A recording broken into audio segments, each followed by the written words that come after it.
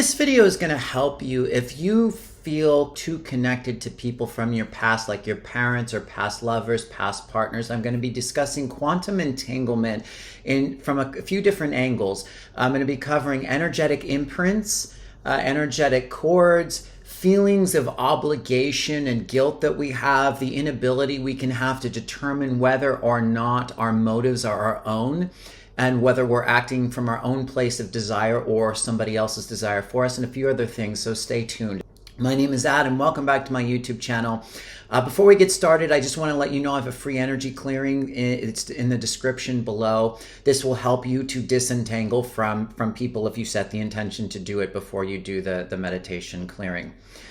Please like and subscribe to the channel also. Okay, so let's start. Quantum entanglement. Now, quantum entanglement is a very complicated topic, but essentially the essence of it is we're all energy in various forms and degrees, and subatomic particles can link over vast amounts of time and space, essentially because time and space is an illusion. So what this means is we are all interconnected, basically. We're interconnected with people that we don't even know that we know at the moment, but we're definitely connected to people that we've had experiences with, and especially very emotionally charged, significant experiences with. We tend to be very deeply connected to people like parents and lovers. Anytime there's a deep emotional connection, we will be very linked, and it can be very difficult to determine what our motives and desires and intentions actually are if we're still too linked to them. So it's very important to learn some of the different aspects of quantum entanglement and how to take it apart so that you can individuate and find your own self. Before I get into some of the things that we want to look at today, I'm just going to tell a quick story about some of the awareness I've had around quantum entanglement and energetic imprints in particular.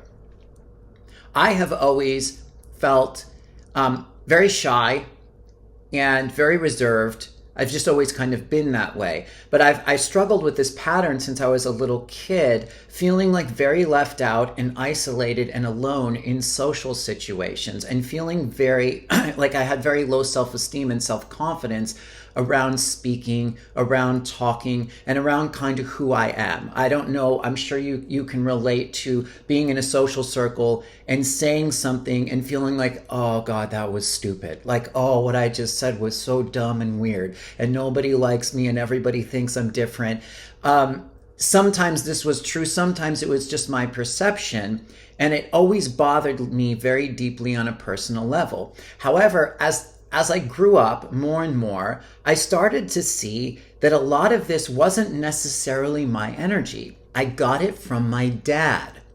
And I used to pay attention to people you are kind of silently resentful at, because it can show you where you're still linked or where the imprints come from. And the anger ultimately will keep you linked, but the anger can be a clue as to like what needs to be unwound within yourself. But for example, I used to get very mad at my father because he just wasn't very present growing up, and he wasn't very verbal. And I always wanted to be super verbal. It's because to me that would have led me to more connection. It would have made people like me more. It would have made, me feel more loved. And I always felt that I struggled with that. And I noticed that he did too.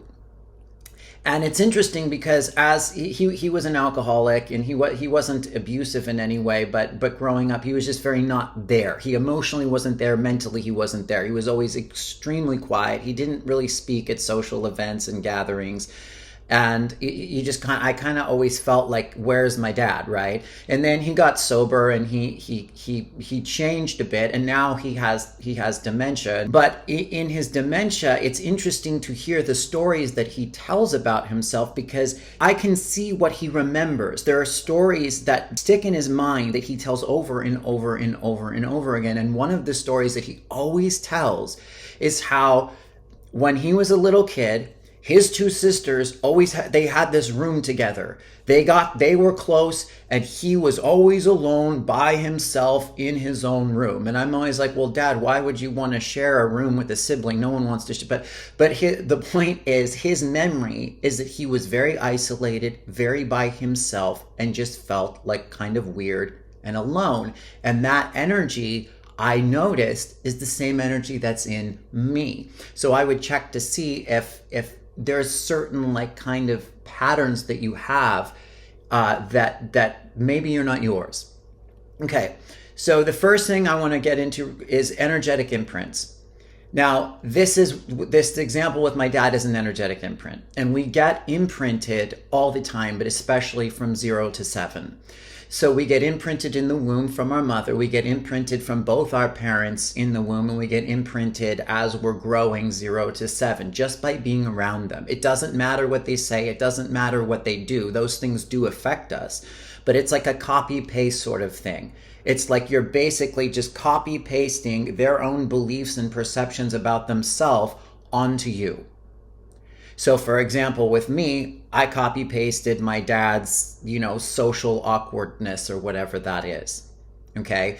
So if it's very good to start to like kind of subconsciously and subtly examine how you behave, how you feel about yourself, and how you think about yourself, and question where this comes from, because when you bring awareness to it, you can start to release it. You can start to release these patterns.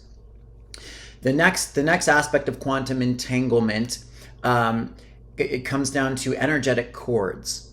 So I know this is an interesting concept, but we tend to have like psychic layers of energy that go out and attach to people that we think about a lot. I imagine you've probably heard the saying, where attention goes, energy goes. So if you've been in a relationship with somebody, or if you broke up with somebody, or if your mother was always worried about you, there's going to be these energetic cords of intention that go from them to you, or you to them.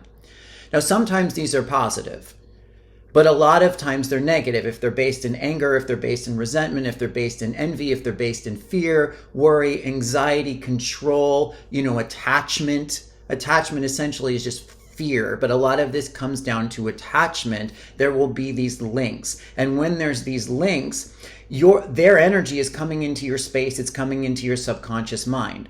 And so what you're thinking, to some extent, is connected to what they're thinking. And especially if it was a parent, like this is kind of connected to the imprint, what the parent thought about you or wanted for you will still kind of be in your thought structure.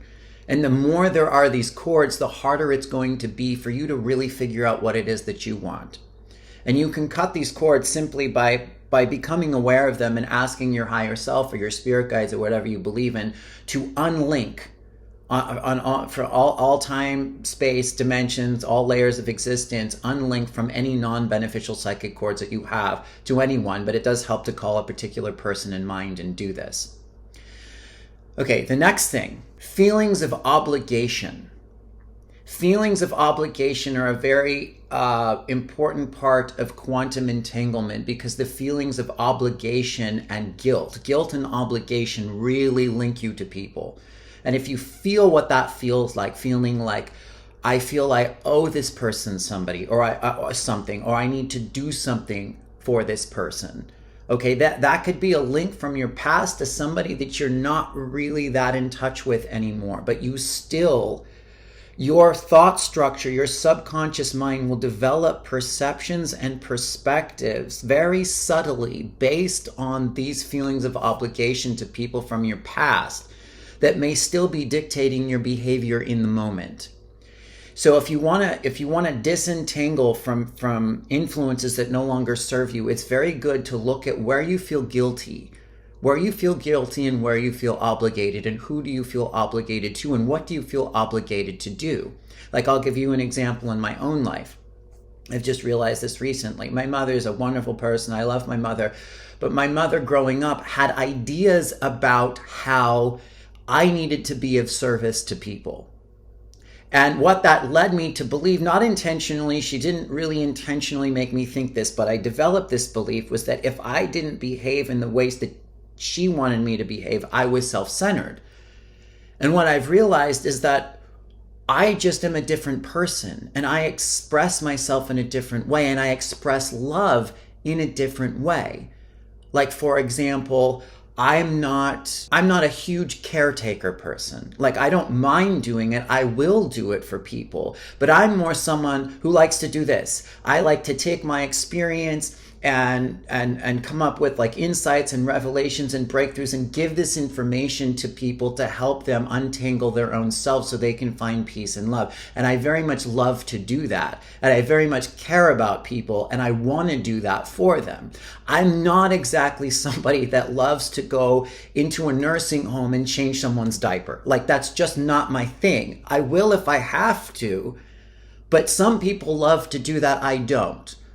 So when my mother had these ideas about, me being of service, because that's the way that she likes to be of service, and I didn't really want to do that, I began to feel self-centered or like a bad person because I just had a different way of expressing myself. And what would happen is, because of the guilt that I didn't really understand, I would feel obligated to different people in my life in the now in order to fulfill what I felt was a proper service based on the obligation I felt to my mother, because I felt guilty that I wasn't expressing myself in the way that I thought that she wanted me to. And the thing is, it doesn't mean that I won't in certain ways, or that there aren't lessons from her in order for me to expand in the way that I'm of service to people, because there are. But if anything we do from obligation isn't really a service, because we're just doing it because we feel like we have to. So as I kind of discover in myself where these impulses came from, and I understand that I'm not a bad person because I just express myself differently, and I release the guilt and the obligation, it makes it easier for me to say no for things that I don't really call to me, or I don't really want to do, or I'm not really meant to do. It makes it easier for me to say yes to the things that I do feel called to do, and then I don't feel bad about it. And then I'm in more of a harmonious, loving state anyway. So look at where you feel guilty, look at where you feel obligated, and look at where that came from. And finally, individuation, and pretty much everything I've talked about here is getting toward individuation. The more linked we are to people, the more energetically we're linked, the more subconsciously we're linked, and the more we've inherited their belief systems, the less we can individuate, because we don't really know who we are. A lot of times our parents, teachers, guides, people from our past, from our childhood, might have particular desires for us or beliefs as far as to what they think is best for us. It may not be what's best for us. It usually isn't. It almost never is. But if we still are entangled with them energetically through cords, if we still have their imprints and we still feel guilty and obligated to them, we're going to be acting out a life that isn't ours, because it's going to be based around their desires. And then when we do that, we're going to be subconsciously resentful, and we're going to be confused. We're going to feel like we're betraying ourselves all the time. I had a client a few weeks ago, and we were going over like what she really felt called to do. And she was having all kinds of guilt and shame and frustration around just doing it, because the job she has now is more socially acceptable in the eyes of her parents. And how many people do you know who live like this? Almost everybody lives like this. But they're not happy. And they're not happy because they're still quantumly entangled in so many different ways with other people. So individuation is all about, it's really more about disentangling.